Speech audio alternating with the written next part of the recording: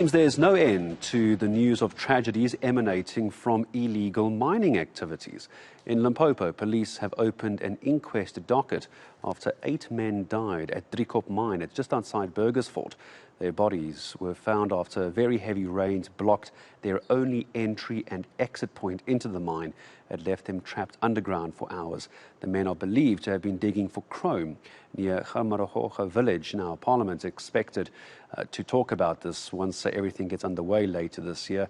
There's, of course, huge concern that most illegal miners are undocumented immigrants. So where do we begin to get on top of this story? Well, let's speak to Parliament's Portfolio Committee Chairperson on Mineral Resources, Sahlulele Luzipho. Sahlulele, good morning to you. Good to have you with us on eNCA. And the illegal mining has been a big issue. Now, first of all, let's talk about what is the hope for this year. How do we begin to crack down on this and what can be done? Good morning.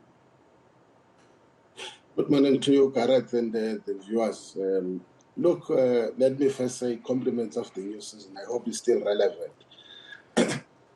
The issue of illegal mining, we must accept that it is one of the matters that we, for quite some time, have been seized with. And it's not something that we hope we see it resolved tomorrow. But the truth of the matter is something that we wish that it could be resolved as early as yesterday. But with regards to this matter, one of the things that one believes has to be considered is that it doesn't help when you see yourself that you've got problems at home and you continuously say your problem is a result of the kids or the children of your neighbors and so forth. One of the things that we think is that probably the issue of illegal mining in this country has gone beyond our borders. There is a need for our government to consider engaging our sister countries, our neighboring countries. Because when you look at the results that we get, is that some of these people, in fact, if not all of them, the initial information yesterday was that one only is a South African.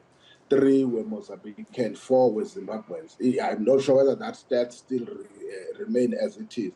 That actually says that you do have a problem. And the problem, if you have to resolve it, you must be able to engage with your neighboring countries. And therefore, this issue must be tabled and be seized with by SADC.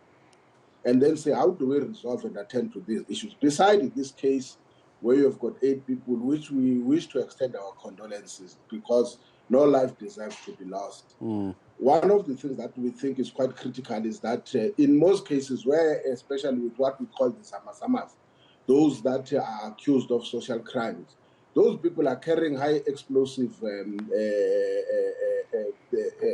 material, whether it's in the form of explosives, but also high caliber weapons in terms of the machinery, the guns that they have. So we need to find an overarching approach that will resolve some of those issues, including, and I can't speak though on behalf of the Portfolio Committee on Home Affairs and Police, but I think the intervention of the police on this matter also shows that the police are beginning to be having this overburden.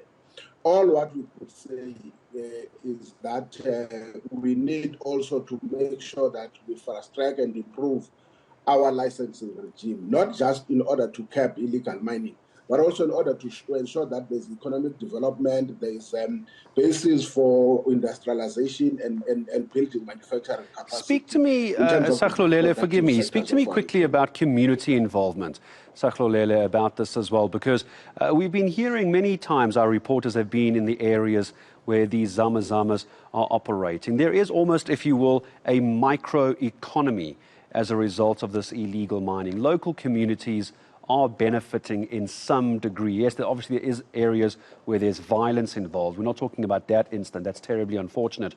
But small microeconomies are being formed around this illegal mining. Small communities around these illegal mines are doing quite well. They're aware of it because they know they can make a bit of money from this. So how do we handle communities?